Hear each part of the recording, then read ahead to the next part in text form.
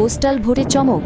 প্রবাসীদের ভোট আর নির্বাচনের দায়িত্বে থাকা সরকারি অফিসারদের ভোট সবখানেই যখন দাঁড়িপাল্লার জয় জয়কার, তখন মূল কেন্দ্রে গিয়ে কিভাবে ভোজবাজির মতো পিছিয়ে পড়ল জামায়াতে ইসলামী।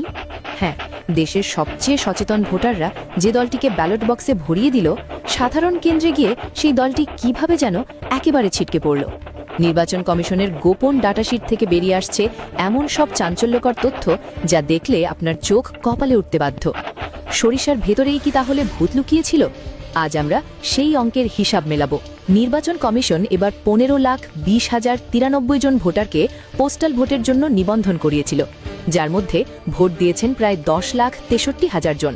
এই ভোটগুলো দিয়েছেন আমাদের রেমিটেন্স যোদ্ধা বা প্রবাসীরা এবং নির্বাচনের দিন ডিউটিতে থাকা পুলিশ এবং সরকারি কর্মকর্তারা। অর্থাৎ এরা হলেন সমাজের সেই অংশ যাদের ওপর কোনো স্থানীয় মাস্তান বা পেশি শক্তির প্রভাব খাটে না। গোপন ডাটা বলছে এই পোস্টাল ব্যালটে জামায়াতে ইসলামী পেয়েছে 4,88,000 ভোট, যা মোট ভোটের প্রায় 46%।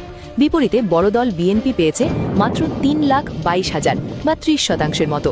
আর নতুন দল জাতীয় নাগরিক পার্টি বা এনসিপি পেয়েছে 52,840টি ভোট।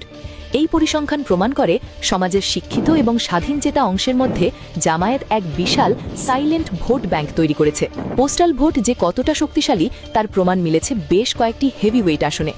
সিরাজগঞ্জ 4। সাধারণ ভোট গণনায় যখন বিএনপির প্রার্থী প্রায় 1000 ভোটে এগিয়েছিলেন, তখন পোস্টাল ব্যালটের বাক্স খুলতেই দেখা গেল ম্যাজিক। জামায়াত প্রার্থী রফিকুল ইসলাম খান সেখান থেকে 1709টি ভোট তুলে নিয়ে শেষ হাসি হাসলেন।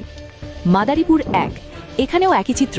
11 দলীয় জোটের প্রার্থী সাইদুদ্দিন আহমেদ হানজালা প্রবাসীদের ভোটের জোরেই 1000 ভোটের ব্যবধান ঘুচিয়ে জয়ী হয়েছেন। সবচেয়ে বড় ধাক্কা এসেছে ঢাকা 17 আসনে, যেখানে স্বয়ং বিএনপির চেয়ারম্যান তারেক রহমান নির্বাচন করেছেন। এই ভিআইপি আসনে তারেক রহমান পোস্টাল ভোট পেয়েছেন মাত্র 1256টি, আর তার প্রতিদ্বন্দ্বী জামায়াত প্রার্থী পেয়েছেন 2328টি, অর্থাৎ প্রায় দ্বিগুণ। দেশের হবি প্রধানমন্ত্রীর এই হার কি তবে কোনো বিশেষ বার্তা দিচ্ছে? নতুন দলগুলোও কিন্তু পোস্টাল ব্যালটে ব্যাপক চমক দেখিয়েছে। ঢাকা 11 আসনে এনসিপির নাহিদ ইসলাম পোস্টাল ভোটে পেয়েছেন 1834টি, যেখানে তার প্রতিদ্বন্দ্বী প্রার্থী পেয়েছেন অর্ধেকেরও কম। আবার কুমিল্লা 4 আসনে হাসনাত আবদুল্লাহ একাই টেনেছেন 6056টি পোস্টাল ভোট, যেখানে তার প্রতিদ্বন্দ্বী পেয়েছেন মাত্র 241টি। ফেনী 3 আসনেও আব্দুল আউয়াল মিন্টুর চেয়ে দ্বিগুণের বেশি ভোট পেয়েছেন জামায়াত প্রার্থী। এখন প্রশ্ন জাগে, যারা কোনো ভয়ভীতি ছাড়া পোস্টাল ভোট দিতে পেরেছেন, তাহলে সাধারণ কেন্দ্রে গিয়ে সেই মানুষগুলোই কেন হাওয়া হয়ে গেল? রাষ্ট্রবিজ্ঞানে একে বলা হয় ম্যান্ডেট থেফট বা জনাদেশ চুরি। ঠিক যেমন